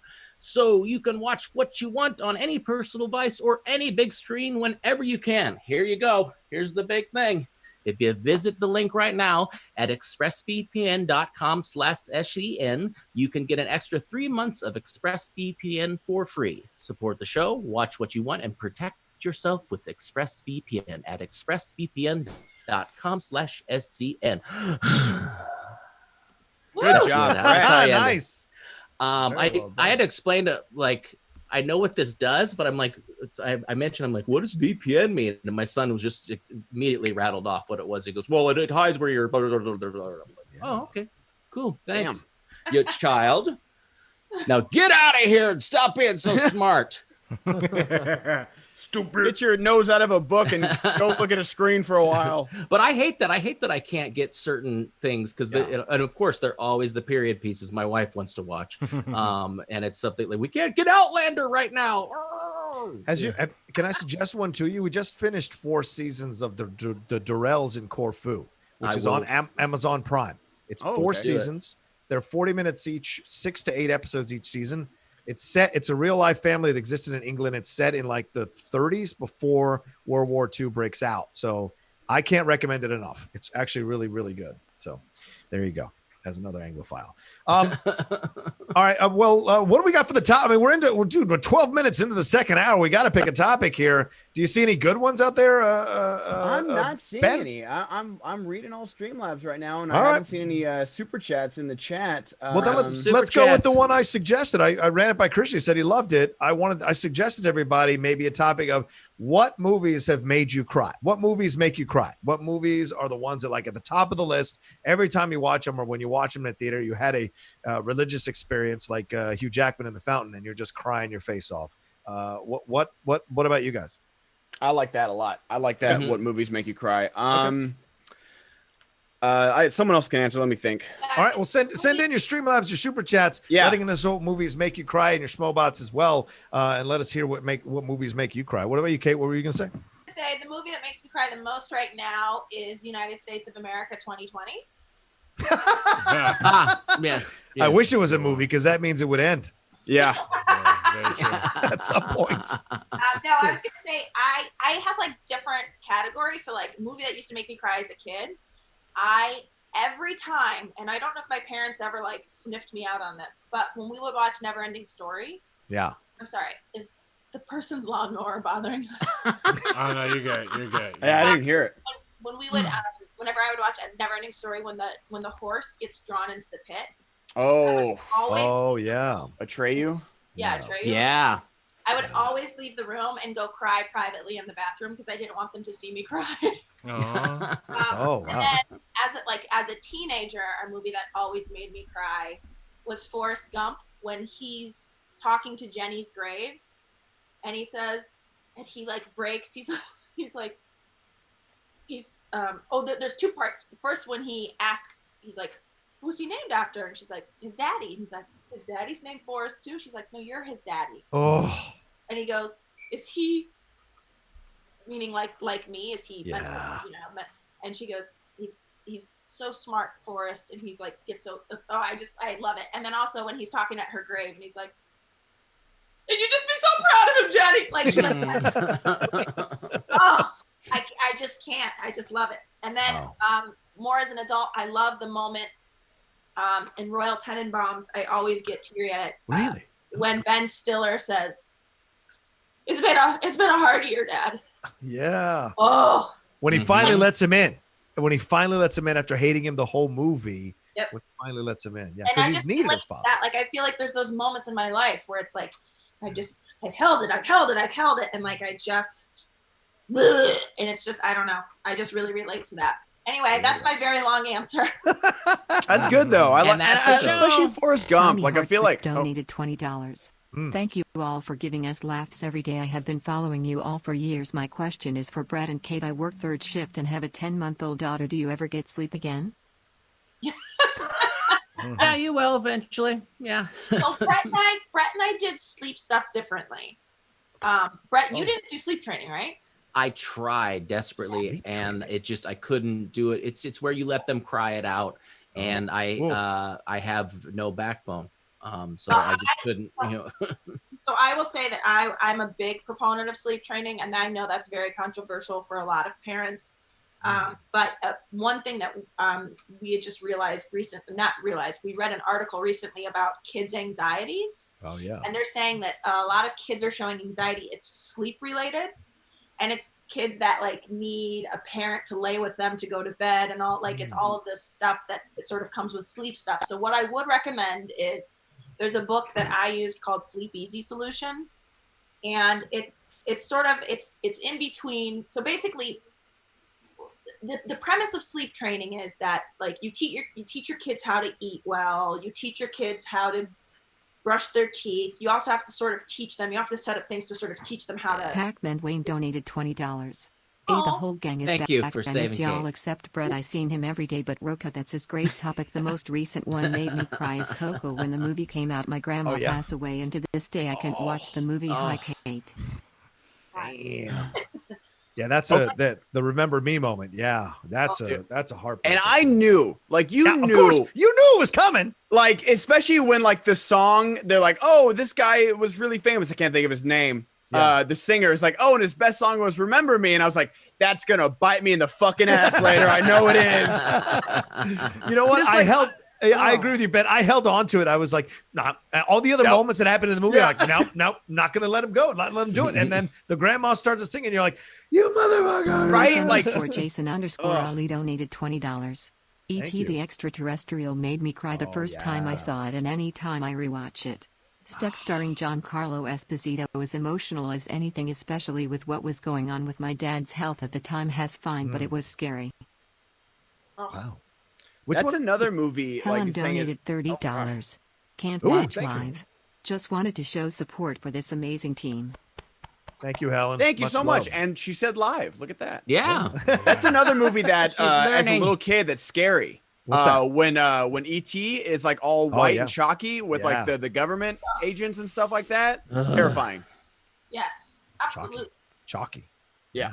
By the way, if I'm being distracting at all, I apologize. I got a giant glob of lipstick on this bedspread, and I'm desperately trying to. Perfect. I love it. The life of a mom. For me, the two most recent ones, certainly Remember Me got me. I think I would say the Toy Story 3 moment when they're about to go into the furnace and he reaches over his hand and Buzz and Woody hold hands and Buzz just gives the whole like that nod of like, if I'm gonna go, I'm happy I'm going with you. Like it was just like it's like the culmination of their friendship, you know, that moment. Which is why I still like 4, but I really didn't need 4. 3 Yeah, like, we definitely didn't need 4 at all. Geekness donated $20. Take her to the moon for me. Bing bong. Oh, Bing Bong. Oh, Oh, the Bing Bong moment. Yeah, Bing Bong's tough. And for Toy Story 3, it wasn't the furnace moment. It was when Andy gives up his toys. Oh, to the little girl. Yeah. And when he says "so Train long, donated partner," $20. The Roberto Benigni film Life is Beautiful will make you cry your eyes off, especially the ending. You could be the toughest person in the world, but I guarantee you will cry at the last 5 minutes. Yep. Yes. I forgot about that. That used to be my favorite movie. When he goes marching off like a toy soldier, so his son doesn't think anything's wrong. Yep. Yeah. Wow. Oh, wow. What about you, RB? What do you got? I was before the Super Stream Lab came in. I was gonna mention. Excuse me, my throat. Josie Red 2 donated $20.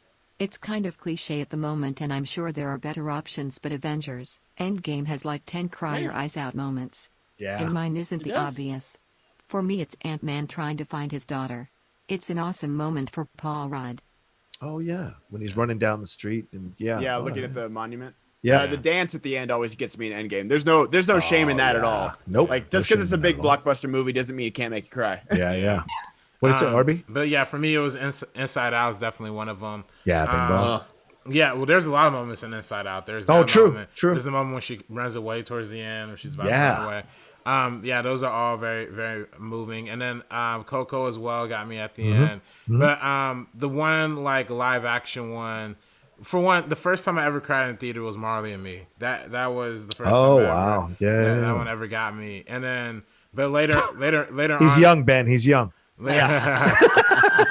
But later on in life, though, the one that have always resonated with me too is Slumdog Millionaire. Slumdog Millionaire is like that's a good one. Emotional, and then even though it's not, there is like it's a bittersweet ending for sure, but it's not like a bleak ending or anybody dies or anything like that. Well, people do die at the end of it, but it's more of like both happy and sad crying at the same time. It's like it's like a happy conclusion and a little bit of sadness too. So I really dig that movie. Yeah. What about you, Sheridan? What do you cry? Pretty much anything, but go ahead. I actually know Brett's. Oh, okay. Brett's like the movie I cry at is just the movie I play over. Pac-Man Wayne donated $20. I got one more too. Thank you, Pac-Man. I cried for two different reasons. Being a nerd, seeing this happen on the big screen, hate tears of joy, but I got sad because I thought of John Schnapp watching the fight scene, and I wish I could hear him nerd out. Love you all. Oh yeah, Schnapp. Yeah, absolutely. Sorry, Kate, you got interrupted. Go ahead. And I was just saying, the movie that makes Brett cry the most is the one that replays in his head of how his children don't need him anymore. Exactly. And that's why the film About Time ripped my goddamn heart out. Oh, yes. Yes. That dude. one, when he, with the ending scene where he's like, I want to do one thing, but we have to do it just right. And that one destroyed me. Billy Elliot made me cry like a baby. Oh, yeah. You can't do the ballet. Yeah. I mean, just something like let kids, I know I had supportive parents and I just, they told me I could do whatever I wanted to. And I think that telling kids they can't do something because it's, anyway, I'll do some own virtue signaling myself. But support your children for Christ's sake. Yeah. And I mean, Toy Story, all of them. Three, like I agree with you. 4 wasn't needed. 3 was just all of them reaching out. And, man. Oh, but in 4, when he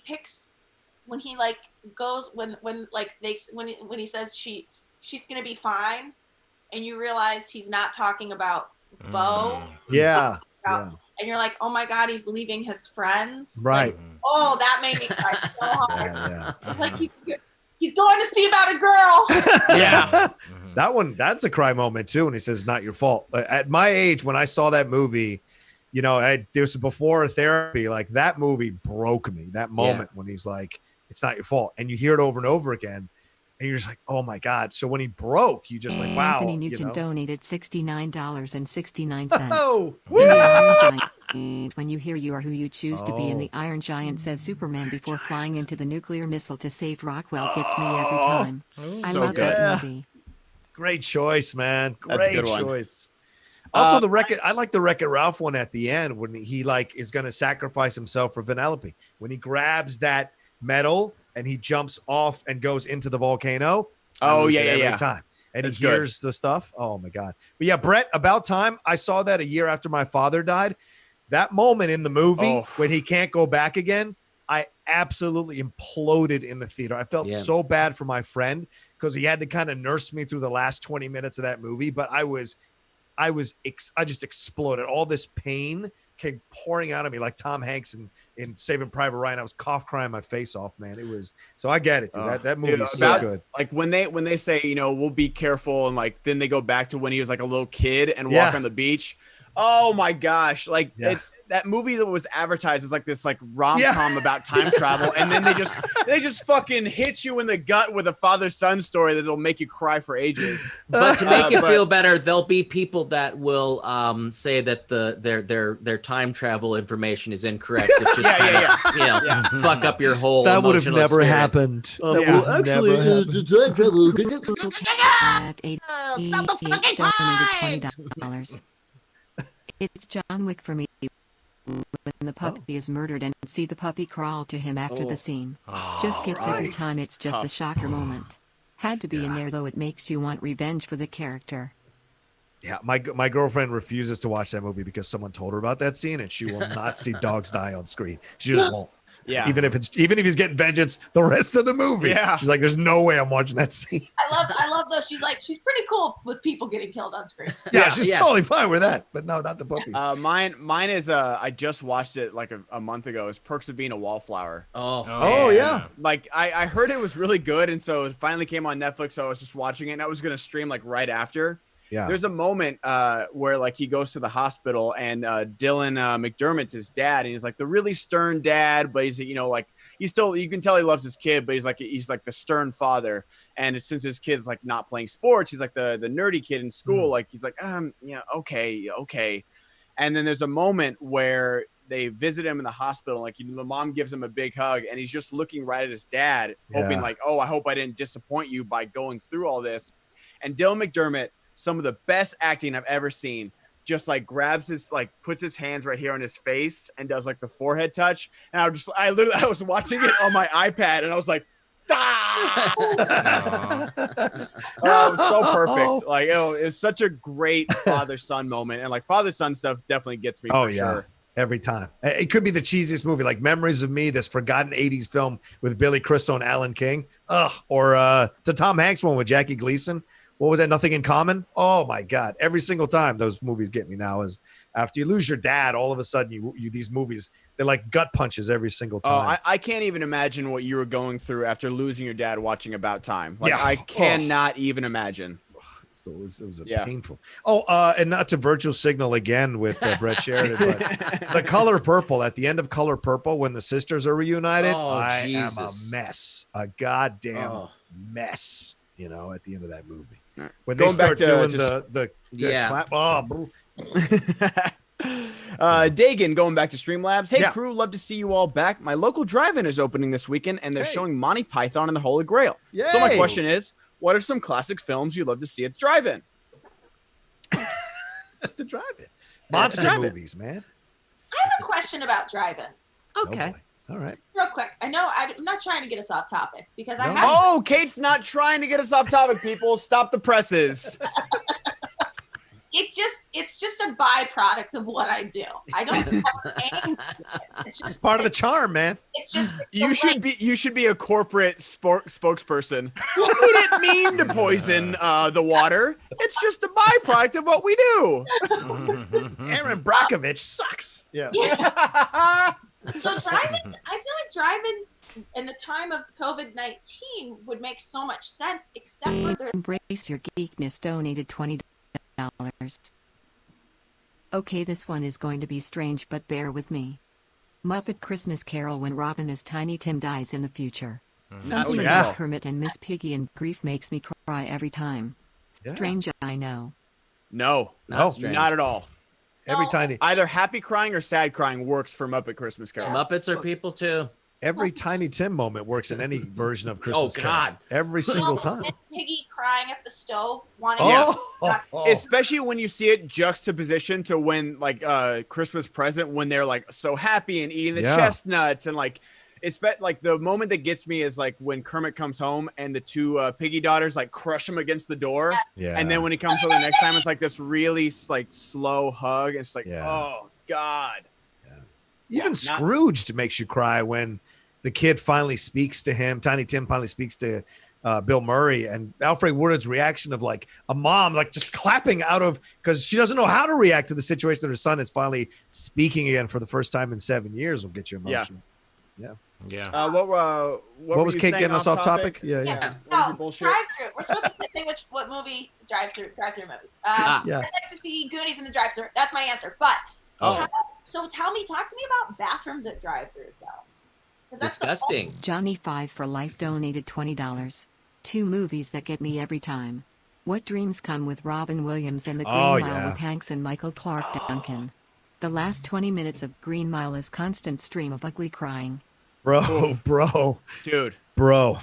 When he says, don't put the hood on me, like I'm afraid of the darkness. Oh, my God. Oh, just that done. moment when he says he killed him with their love. Like that moment when he's remembering that, man, that moment and the hood moment are the ones that destroy me. I always forget that's a 3-hour movie because that does not feel like 3 hours. Really? And it was on the heels of Shashek. Yeah. Which was like the year before, I think, or a year and a half before. So, yeah. 2 great stuff. The movie I see to drive in, I hear they do Jaws showings like in front of pools, so you're like floating on a raft while you watch Jaws. Oh, that's awesome. That'd be fun. That'd be so fun to watch. I would do it if I could be hired to swim underneath with the fin. Like absolutely. Right. That's the dream job right there. So what do you do for work? Well, people come to watch Jaws at a pool, and I tug their feet every once in a while. I get paid like 6 figures. It's no big deal. Yeah, it's a really great job. It's a really great job. Great benefits. Like their 401k matching is amazing. You know, my skin doesn't get all wrinkled like you think. You actually can be underwater a lot longer than you think. Plankton you want. Anthony with the Schmobot. Thank you, Anthony. Christian Alante. I actually agree with you, RB3. The girls in my friend group were so bored when we tried to show them A New Hope, but they hopped on the Force Awakens bandwagon and loved the sequel trilogy before going back and watching the other movies. There you go. Yeah, no, definitely. I agree. Like, I'd still show original trilogy, maybe to like kids or something, but the Force Awakens is easily the easiest gateway for Star Wars. Ramon Fritz. John Lasseter directed Tin Cup, the first Academy Award-winning short from Pixar in 1988. You got that right, John? I did. It did not accompany a movie at the time, but it would be later attached to the original Toy Story, which was released in theaters originally without a short. The Tin Cup. Wow. Yeah. Okay. I got that one wrong too. Yeah, I thought it was the lamb too. Was it? Is it the little bird dipping its beak? Is that Tin Cup? Because I know. Oh, yes. I thought it. I didn't. I wasn't gonna get the title, but I think that's what the first one was. Mike Shea with the Schmobot. Suge Knight is back. I'm on the bandwagon of Ben. Ben, how long have I been in your Twitch, Discord, and Patreon? Forever. He was my first mod. That's right. It's okay. It's okay, Dad. No matter what, you're still my dad. Shout out to the best mod group, Jer, Joshua, Brandy, Beador, and the great Heather, #Bandit Brigade. Thank you so much, Sugar. Appreciate you, brother. There you go, Shug. Sweaty Ben Rainer and commentator nerd with the Schmobots. D-Train, what's your favorite animal in a movie? Mine is Bear Cub in the 1988 film The Bear, which is a movie you guys probably saw when you were younger, but just forgot about it. Favorite animal in a movie? Favorite animal? That's a good question. That's a great question. The Bear and the Revenant. Oh, that's good. That's good. I don't know. He didn't do mountain lion that Ben. The mountain lion that Ben fought off. That's right. I like the mountain lion that Ben fought off. That's what I. You know it. I gotta say, being a dinosaur nut as a kid, the Velociraptors, if they count in Jurassic Park, they were so terrifying, so intelligent. Like the kitchen scene. I'm sorry, that is not an animal. That is a warm-blooded mammal you're talking about. Excuse me, sir. Lizards are cold-blooded, actually. Oh, you're right. They're cold. I apologize. The mice in American Tail. Fievel Mouskowitz. Yeah. Somewhere out there. I'd have to say no Caesar. cats in America. I'd say Caesar. Going off of that, Brett, I have to say I love Gus Gus from Cinderella. Yes, yeah. yes. Recipe. My little shirt goes up. Yeah. Speaking of American Tail, Dom DeLuise as the cat in Five Goes West is amazing. That's a good one too. I'm mentally logging these in case they come up in the Schmodown. So it goes Bear Revenant and then everything. Yes, absolutely. Bear did win Leo his Oscar. So He did, right? He did. There you go. There you go. I got Caesar from Planet of the Apes, the new Planet of the Apes. Oh, Does that count? Is that an animal? That counts, right? Yeah, that counts. Damn. Jay Goldeneyes, Craig Ward, and Tommy Hartsock with the Schmobots. Thank you. Sweaty Ben. Logan makes me cry every time I watch. When, spoiler alert, Charles' death hits me so hard. Also, when Logan, spoiler it again, when Logan himself dies, hits me hard. 10 out of 10 favorite comic book movie. When Logan says, "Don't let them tell you what you can be," I lose my effing mind. Makes me cry every single time. Jonathan Caro donated $20. Oh. For me, I have two. Don't be what they made you. The ending in Logan. Yep, Logan's don't be what they death made you. Scene. And Castaway. Tom Hanks crying at Wilson. As Wilson drifts out into the ocean. Hanks made me cry over a volleyball. Impressive. yes.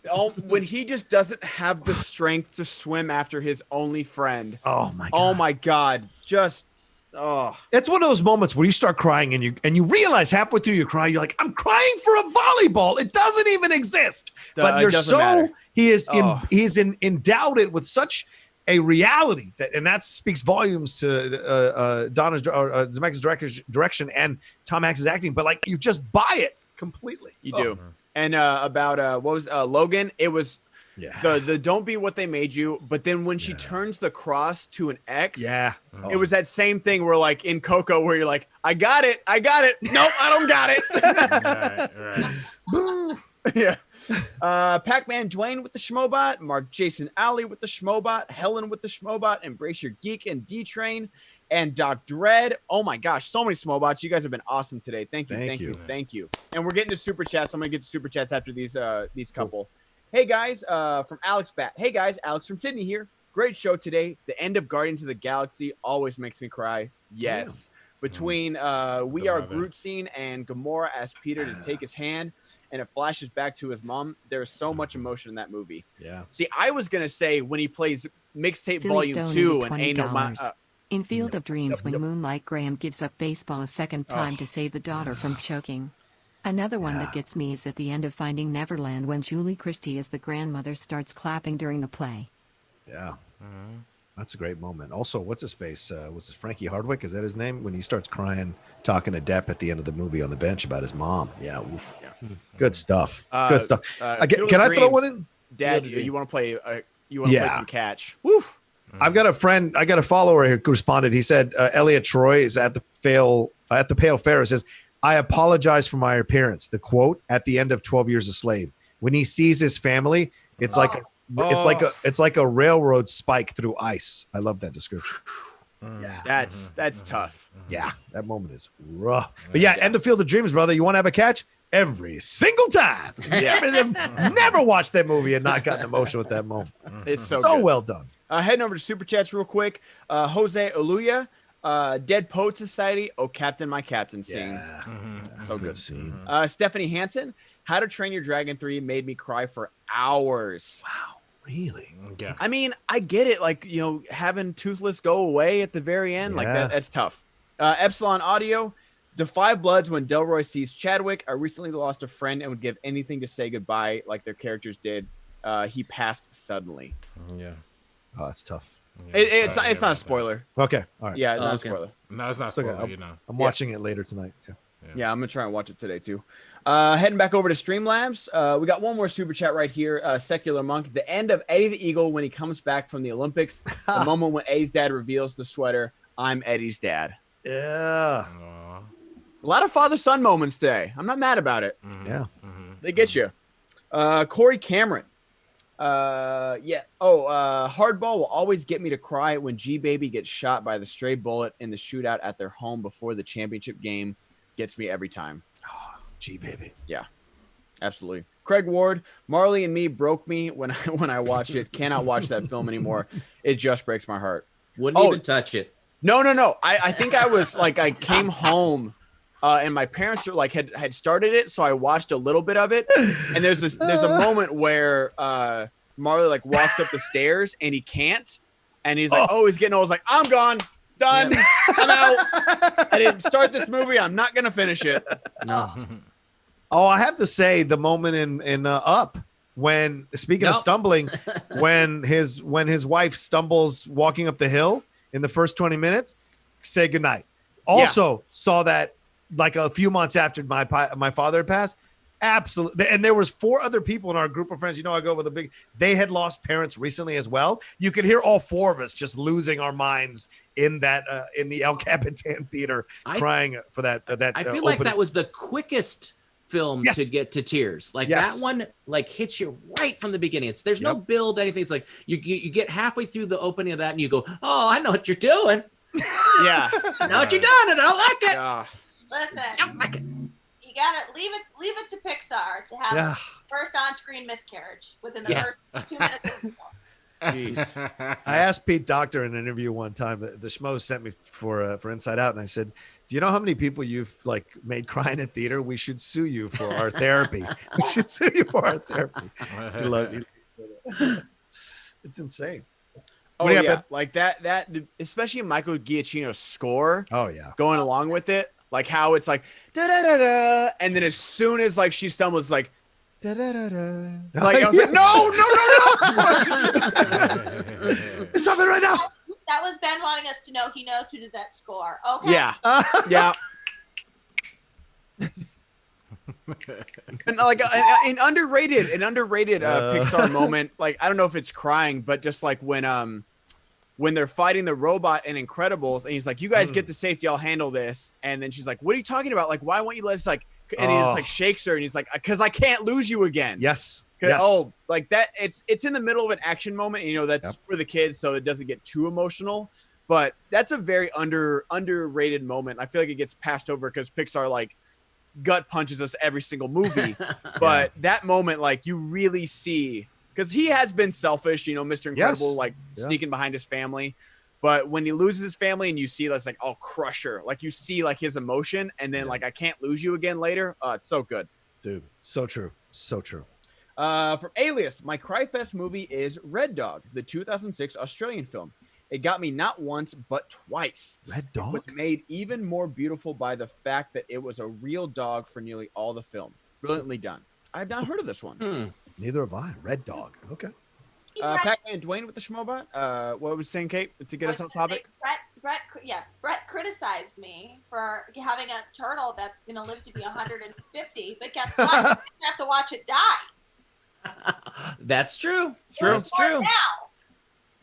I love yummy waffles. Oh, now I'm hungry.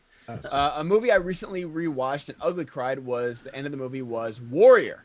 When the brothers were embracing each other on the ground in the ring, a good cry cleanses the soul. You're right. Yeah. Anthony with the best donation ever of $69.69. Nice. The Dutch Stoner.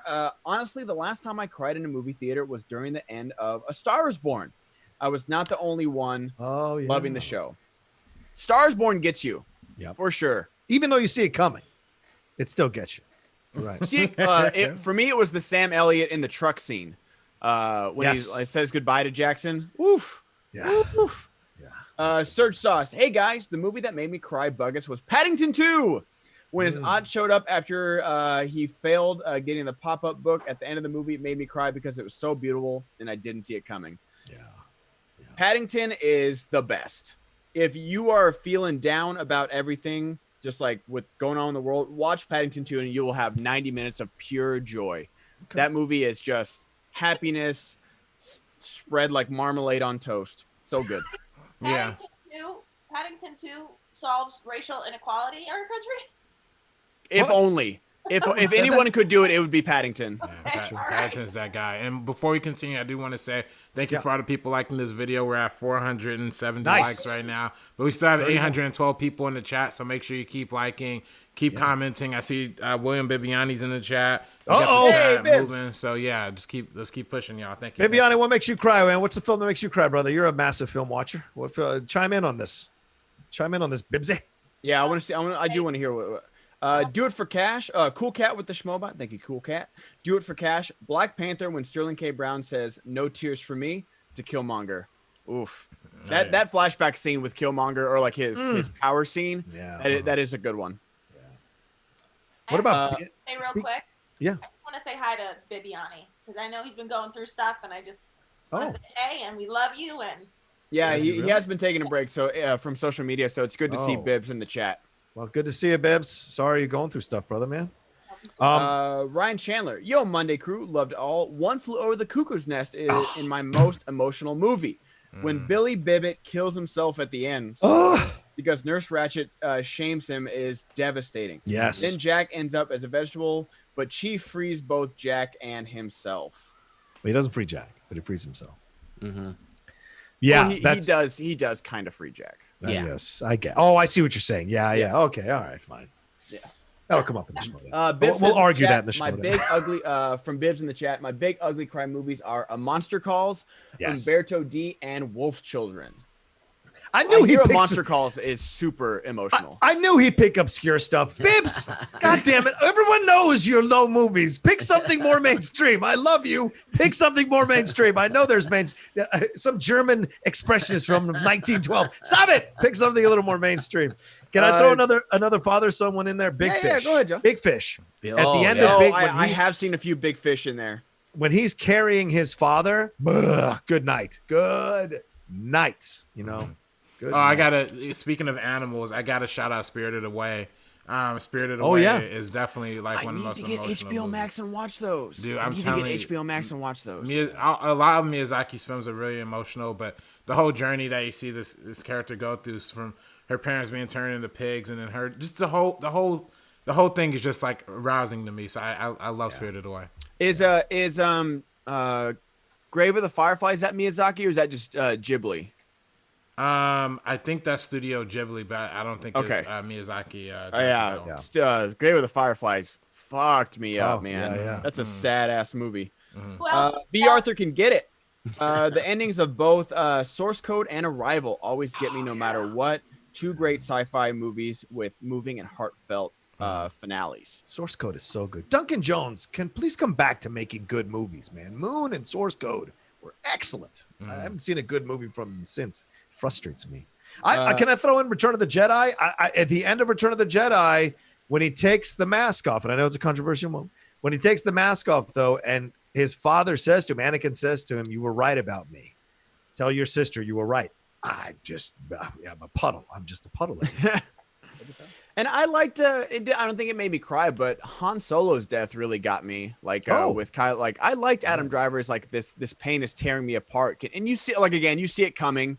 Yeah. But like him saying like Ben, like that you're my son. And that was like the one. I didn't really like Rise of Skywalker that much, but I did like Harrison Ford's Ghost Memory or whatever it was. I like that scene. Jay Goldeneyes. I don't know why sports movie get me so easy. I remember crying before I knew it during Best of the Best end scene when Koreans give up the medals and he offers himself as his brother. Waterworks every time. Dude, that's a great reference. Best of the Best, man. That's an awesome 80s film. How about Rudy? Oh. You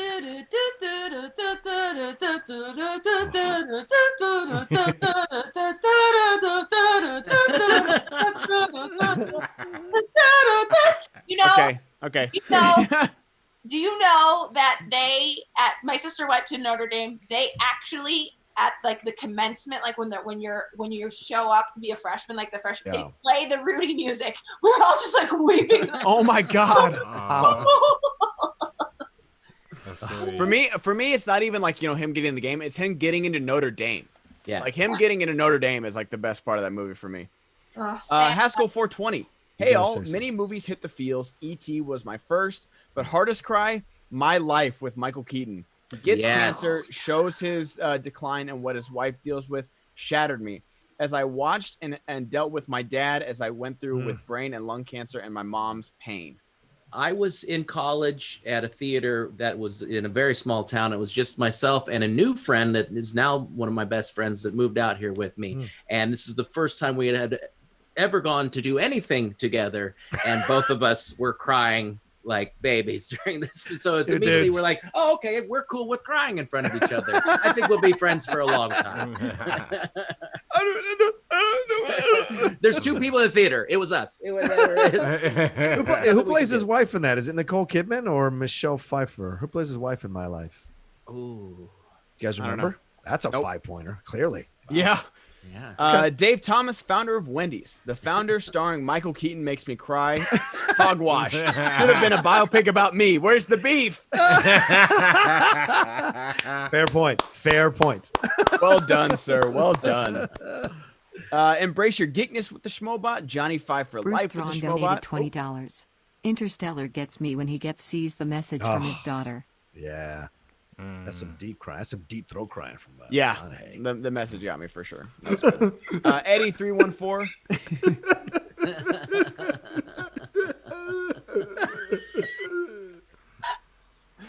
That was my Matthew McConaughey impression. That's good. That was good. That was good. I'm not mad about it. I'm not mad about it.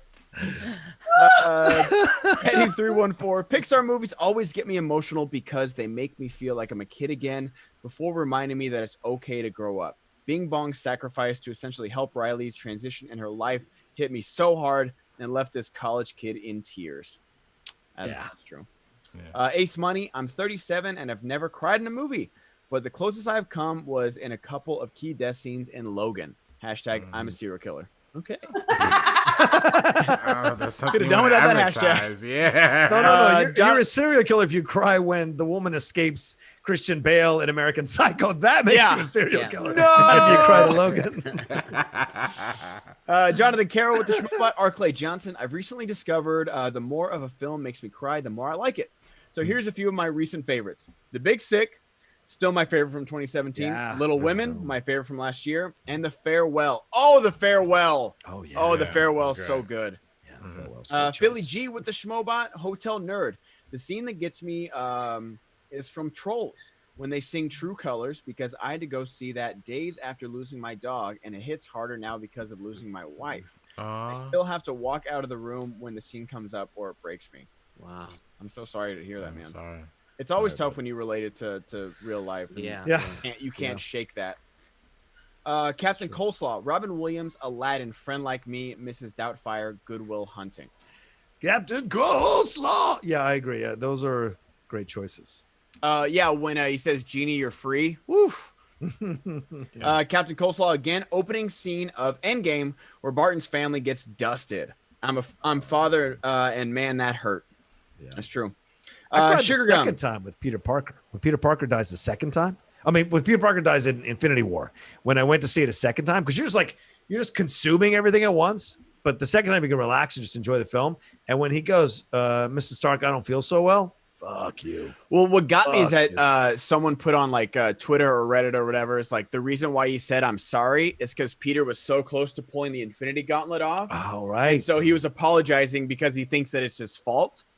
And as then he would. Yeah. And then in Endgame, when Tony hugs Peter, because the first scene they have in Homecoming is like he's like, oh, this isn't a hug. Like, just get out of the car. And then he hugs him when he comes back. I was like, that's good. That's good movie right there. Sugar Gum, Demon director, but the pianist makes me cry so much.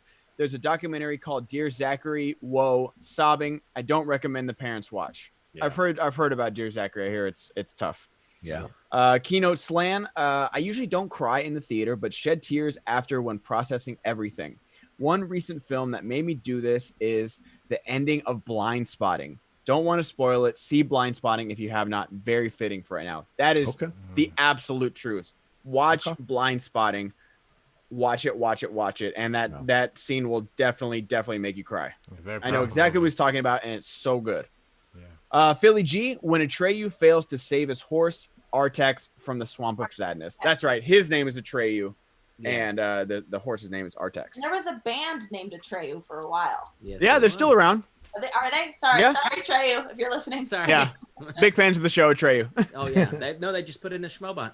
I like Danny Trejo. Yeah, go ahead. Yeah. Tongue punch Farbucks. Are we discussing movies that make you cry? Pikachu trying to revive Ash gets me every time. Also, Bridge to Terabithia, when Jess is told Leslie drowned in the river.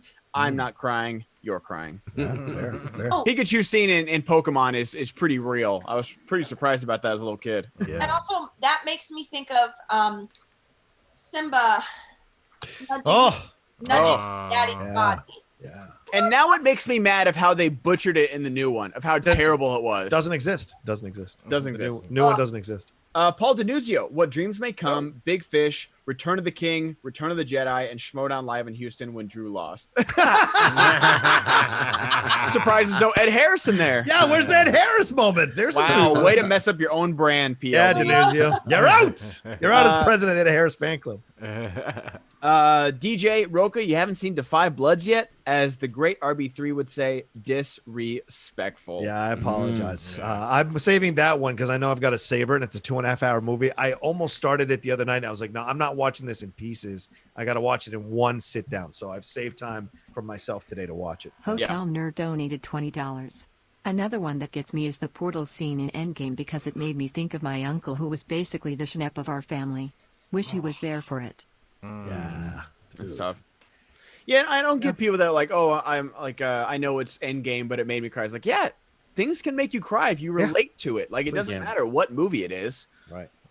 Bruce Thrawn with the Schmobot, Philly G, in Manchester by the Sea when Michelle Williams breaks down for giving Casey Affleck. Oh, yeah. That's that whole movie, man. That whole movie, like when Lucas Hedges like breaks down at the freezer, when it's the flashback to the police station and he tries to grab the gun, and it's just like I was gonna say that one too. Yeah, like just the fact of him, and he's like, all right, you can go home. He's like, wait, what? I can go? Like I'm not going to jail? Like he wants to be punished for this. He wants something bad to happen to him, and it hurts. All right, it's a great film. I don't care what anybody says. It's a great film.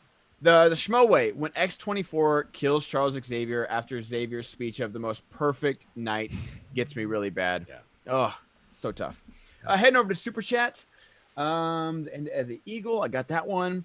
Let's get ready to talk Schmodown podcast. Hey, I'm not going to lie, the Rocha dot got to me. Now I know where my dad went. The pursuit of happiness gets me every time. Being a father myself hits me. It does. Yeah, Shook's got 4 kids. 4. 4. And he claims that he's younger than me. He's got 4 kids. Come on. He's pushing 60. Victor Ordaz, I had to chime in on this too. Movie that gets me every time is the movie Hachi, A Dog's Tale. What do you guys think? Ooh. I haven't seen that one. I haven't seen that one either. Dogs. Hachi. Hachi Machi. Sorry, Victor. For people who are, because we got to wrap up the show here in a little bit. Can you guys stay a little bit after, or does everybody have a 12 o'clock hard out?